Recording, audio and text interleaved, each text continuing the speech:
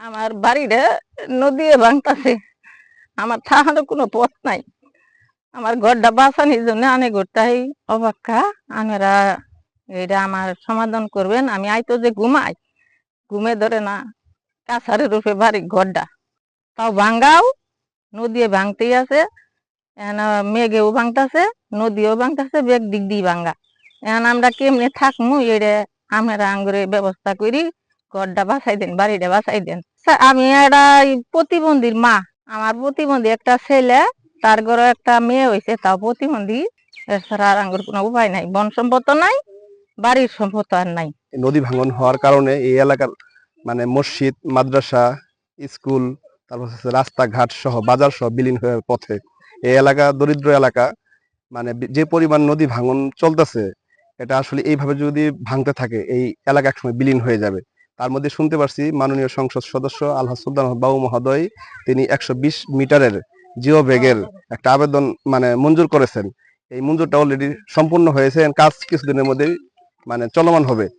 এখন আমি যতটুকু আইসি দেখতে পারলাম এই নদীটা 120 মিটার ধারা যদি কাজ করে আসলে এটা পরিপূর্ণ হবে না। বাজার হইতে শুরু করে স্কুল, ব্রিজ ও হরিণধরার এলাকা সবটি নদী ভাঙ্গন। আমাদের সংসদ সদস্য সুলতান মোহাম্মদ বাবু ভাই উনি আঙ্গরে 120 কিলোমিটার বিনার দিছে। এটা দিয়ে হইতেছে না, আঙ্গুর বরাদ ধরা ও সিরিজ বাড়াই দেওয়া। হরিণধরা দশানী নদীর তীব্র ভাঙ্গনে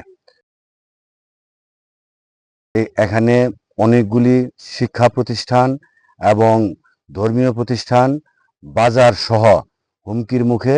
এই এলাকার মানুষের দাবি এখানে স্থায়ীভাবে নদী শাসন করার ব্যবস্থা করার জন্য ইতিমধ্যেই ইসলামপুরের গণমানুষের নেতা, ইসলামপুরের উন্নয়নের উপকার সাবেক সফল এমপি আলহাজ সুলতান মাহমুদ বাবু মহোদয় এবং তার কন্যা নাশিদা সাফিজ বিনতি এখানে পরিদর্শন করে গিয়ে মন্ত্রণালয় থেকে, পানি উন্নয়ন বোর্ড থেকে এখানে জিও ব্যাগের ব্যবস্থা করেছেন।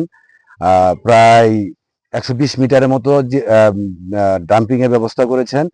আমরা এবং এলাকাবাসী, হরিণধরাবাসী সকলেই আমাদের প্রিয় নেতা সুলতান মাহমুদ বাবুর প্রতি কৃতজ্ঞতা প্রকাশ করেছি এবং আমরা চাই যে এই এলাকার মানুষের নদী শাসনের জন্য এলাকার মানুষের জানমাল রক্ষার্থে আরো বেশি করে বরাদ্দ নিয়ে এসে এই এলাকা স্থায়ী একটি নদী শাসনের ব্যবস্থা করবেন। এটাই আমরা মাননীয় সংসদ সদস্য মাধ্যমে আমাদের প্রিয় নেতা দেশনায়ক তারেক রহমানের কাছে অনুরোধ করছি। আমরা চাই খুব দ্রুত সময়ের মধ্যে এই এলাকায় আরো বেশি করে বরাদ্দ নিয়ে এসে নদী এবং ব্রিজ, ধর্মীয় প্রতিষ্ঠান, বাজার রক্ষা করবেন।